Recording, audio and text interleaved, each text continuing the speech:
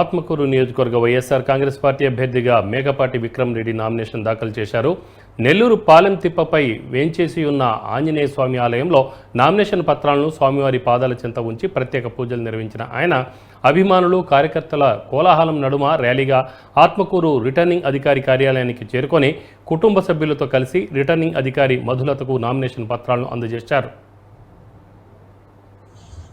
ముఖ్యంగా ఈరోజు ఆత్మకూరు ప్రజలందరికీ, వైఎస్ఆర్సీపీ కార్యకర్తలందరికీ, జగనన్న సైనికులందరికీ, గౌతమన్న అభిమానులందరికీ ధన్యవాదాలు.